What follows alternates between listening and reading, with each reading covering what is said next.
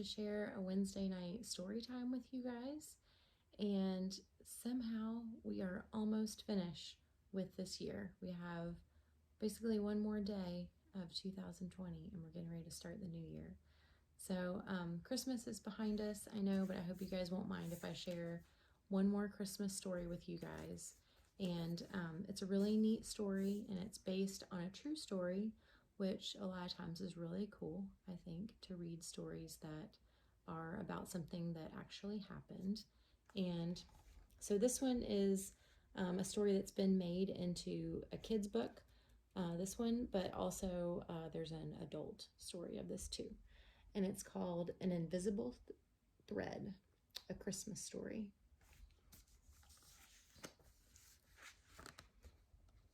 My name is Maurice, and I have a friend named Laura.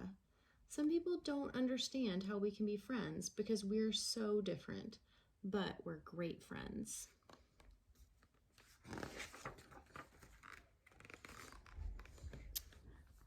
I met Laura one day when I was very hungry. We didn't have any food at home, and I hadn't eaten anything in 2 days. So I was standing on the street and hoping someone would help me. A lot of people walked right past me and acted like I was invisible. Then Laura walked by. "Excuse me, lady, do you have any spare change?" I asked her. "I'm hungry." At first, Laura said no. Then she looked at me funny, and she said, "If you're hungry, can I take you to get something to eat?" I wasn't sure if I should say yes, but then my stomach growled and said, "We're hungry down here. You'd better say yes." So I told Laura I would go to lunch with her. I had a cheeseburger and fries and a chocolate milkshake. My stomach and I were both so happy. Laura could tell I needed a friend and was hungry a lot. So she took me to dinner the next week, and the week after that, and the week after that too. We had dinner together every Monday night. That's how we became friends.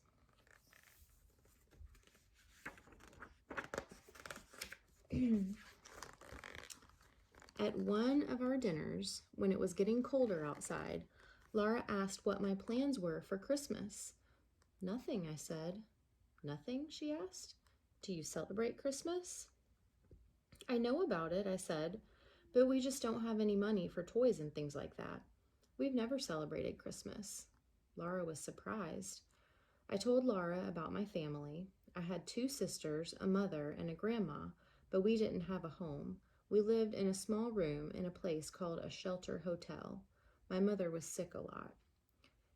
"Have you ever received a Christmas gift?" Laura asked. "Only once," I said. "Last Christmas, I went to a holiday party at the Salvation Army, a place that helps feed people. All the kids there could pick out a present of their very own. A man pointed to a big box of toys and told me I could choose one. I picked out a white teddy bear with a little red heart.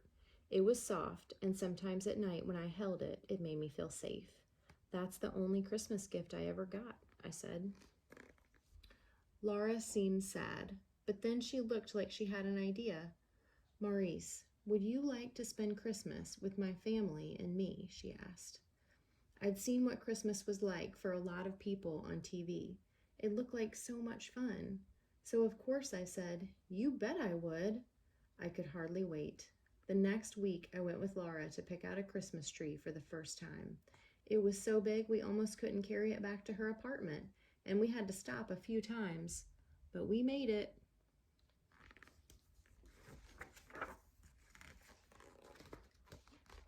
We decorated the tree in Laura's apartment. Laura showed me how to hang the ornaments, the tinsel, and the lights too. Then we baked cookies and had hot chocolate. Baking cookies was one of my favorite things we did on Monday nights. They were always delicious and made the apartment smell so good. Then we just sat and looked at the tree all lit up and listened to Christmas carols. It was just like I had seen on TV.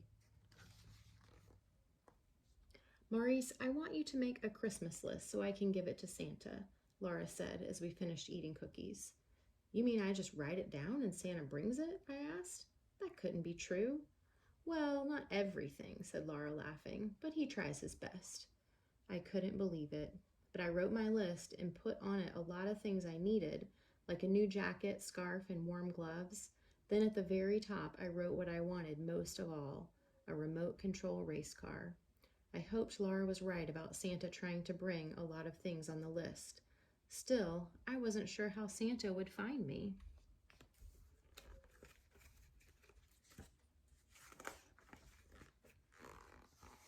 On Christmas Eve, Laura invited me to her apartment again. Her sister Nancy was there too. This time, there were a whole bunch of colorful boxes under the tree with bows on them. It was amazing. "It looks like this red one is for you," said Laura, "and you can open it tonight. It's from me." I picked up the box, but I wasn't sure what to do. I looked at Laura, who told me to take off the paper and see what was inside. I had never had a wrapped present before. I tore off the wrapping paper, and it was exactly what I had wanted, a remote control race car. That night we had dinner and milk and cookies, and I got to play with my new car and dunk my cookies in my milk. It was the best Christmas Eve I'd ever had. On Christmas Day, I went with Laura and Nancy to their sister's family's house outside the city. I had been there before, but I still couldn't believe how big it was. The yard looked like a whole park to me, covered with snow. I got to see Laura's father, Nunzi, and her brothers Frank and Stephen, and her sister Annette, and Annette's husband Bruce, and their kids, Colette, Derek, and Brooke. Derek was about my age. I brought my new race car with me so Derek and I could play. And then I saw their Christmas tree. It was even bigger than Laura's tree, and underneath there were 1,000,000 colorful boxes, all wrapped up. I thought, this has to be the luckiest family in the world.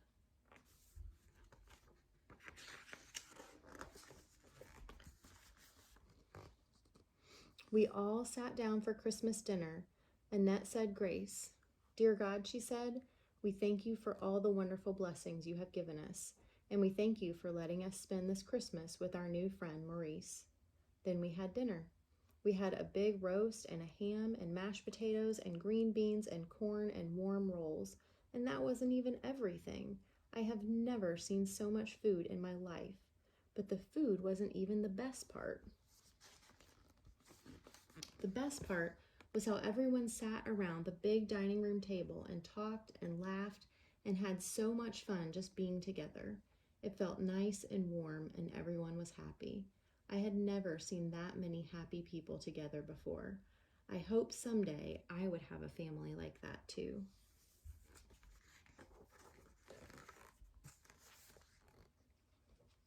After dinner, we all sat around the Christmas tree so everyone could open their presents.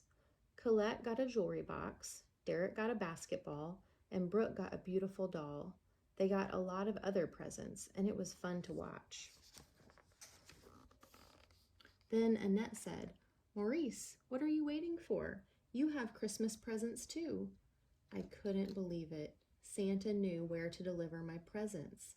I found a red box with my name on it, then a green box, then a silver and gold box, all for me to open. I got a winter jacket and a pair of sneakers, a warm scarf, gloves, and even my very own basketball, just like Derek's. There was so much wrapping paper on the floor from all the presents that I almost couldn't see my legs and feet.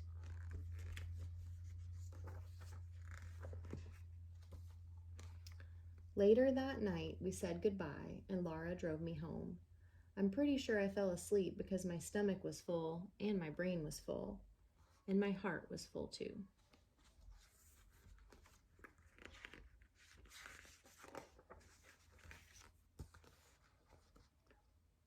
When we got back to Laura's apartment, I asked her if I could leave my presents there. I was a little worried that if I took them back to the shelter hotel, they might get lost, or worse. "Of course," said Laura. "They will be here so you can play with them anytime you visit." I carefully left my remote control car and basketball. I took my jacket, scarf, sneakers, and gloves, but I also left something else. Laura walked me home. "Thank you for giving me my first ever real Christmas," I said. "It was so very special to me." "No, Maurice," said Laura. "Thank you for making my Christmas so special by spending it with me. Then she gave me a great big hug. I waved goodbyes as I walked up the steps, and Laura waited for me to go inside. I was carrying a bag of food for my mother, sisters, and grandma so they could have a taste of Christmas too. I wanted to share whatever I had with them.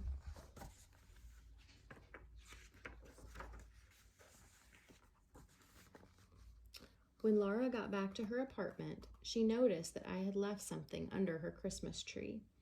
I thought we opened all the presents, she said out loud, puzzled, but there was one more, just for her.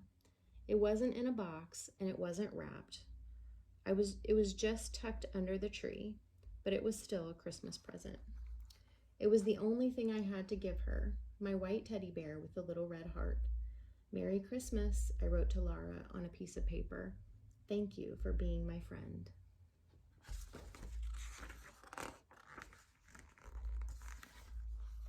That night, I went to sleep all tingly and feeling good.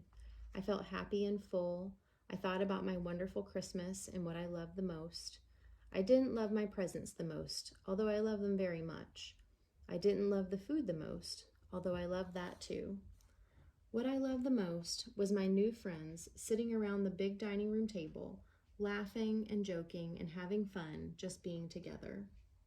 I thought about how when I got older, I wanted to have a family too, and sit around the big dinner table with all my kids and laugh and talk and have a lot of special Christmases together.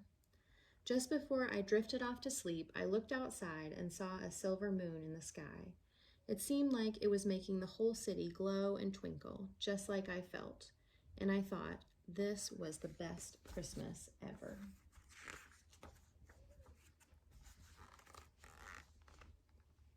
Laura sat in front of her Christmas tree, holding her new white teddy bear.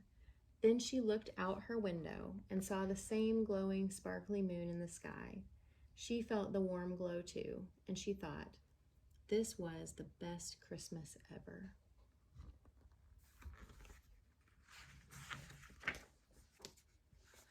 And then this is the note at the end. Laura's note, I'm blessed to still be friends with Maurice, whom I met almost 30 years ago. He was just a kid, but when I first saw him on the street in New York City, but now he's a proud man and a happy husband and father. His dream of having his own big family and his own big dining room table came true. Whenever I can, I sit around that big table with Maurice and his wife Michelle and their 7 smart, beautiful children. The gift of his friendship is something I'm grateful for every day. Something else wonderful has come out of our friendship. A few years ago, I wrote a book, An Invisible Thread, and have been able to share our story with many people around the world. This has allowed me to share the idea at the heart of our story, how one small act of kindness can change someone's life. It's my hope this book becomes a reminder of the true meaning of the holidays, the importance of giving from our hearts. And then this is Maurice's note. I remember going to my friend Laura's 50th birthday party and standing up to give her a toast. I was going down the wrong path, and God sent me an angel. I told all the guests, and that angel was Laura. I wasn't exaggerating. If it weren't for Laura, I don't know where I'd be today. Laura gave me the greatest gift of all, the gift of kindness. She believed in me, and because she did, I began to believe in myself. She encouraged me to dream, and I began to have big dreams. Because of Laura, I got off the streets and now have a beautiful family of my own. I'm teaching my children the same thing Laura taught me. Even a small act of kindness, like taking a hungry kid to lunch, can make all the difference in the world. I know it did for me. I was lucky enough to have Laura as my angel, but we all have angels out there, and we can all be angels to someone. I hope this book helps spread that message to everyone out there who really needs to hear it. Thank you, Laura, and I love you. And let me see. There is a picture of Laura in here. Let me see if I can show it to you guys. So there's a picture of the real lady named Laura that first took Maurice to lunch. Okay, so that's the book, An Invisible Thread. So I hope that you guys enjoyed that story. I thought it was a neat story and I wanted to share it with you all. And this month at church, we are going to have in-person kids church on the 3rd and 4th Sundays in January. So I look forward to seeing some of you then. And if I don't see you then hopefully I will see you another time soon. Okay? Love you guys. Bye.